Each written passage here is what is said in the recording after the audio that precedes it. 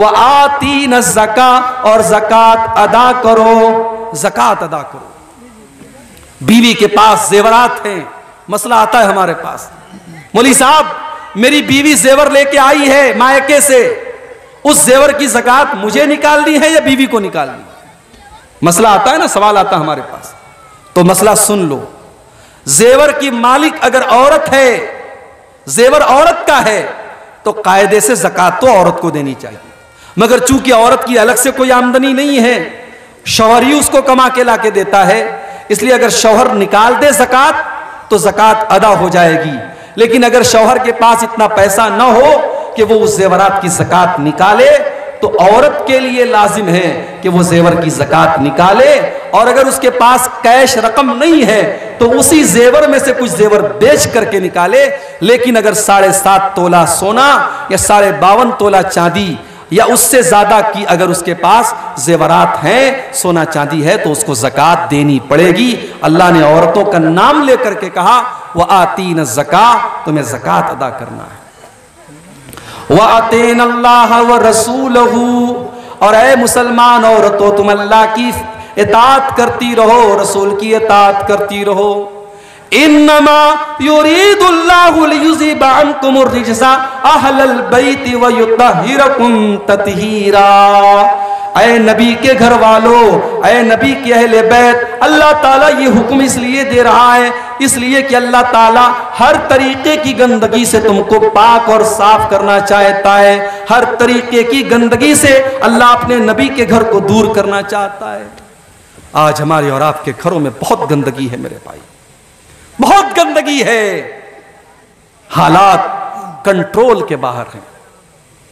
आज किसकी लड़की रात में किससे बात कर रही है कोई गारंटी नहीं दे सकता। कौन सा ऐसा गांव है जहां ज़नाकारी के वाकयात न हो रहे हो।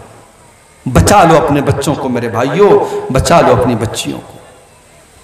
इस जहरीले माहौल में अपनी बच्चियों को बचपन से ही पर्दा सिखाओ, शर्म और हया का सबक दो, अपनी बच्चियों को बताओ गलत क्या है और सही क्या है। और ये काम मां करेगी, और मां तब करेगी जब मां खुद सही होगी। जब मां खुद पर्दा करेगी तब बच्ची को पर्दा सिखाएगी।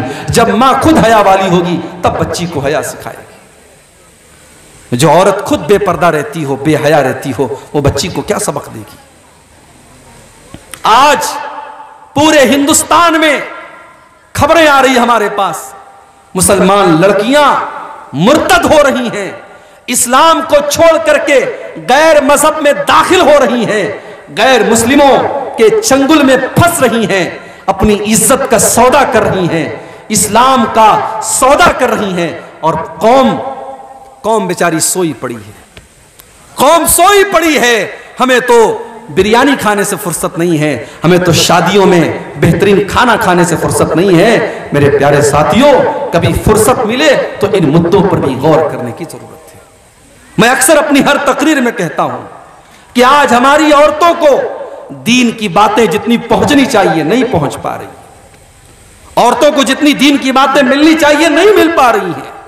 आज आप देखिए, जुमा की नमाज आपके गांव में होती है, आज कितनी मस्जिदें हैं जहां औरतों का इंतजाम नहीं है जुमा के अंदर। आपके गांव में है?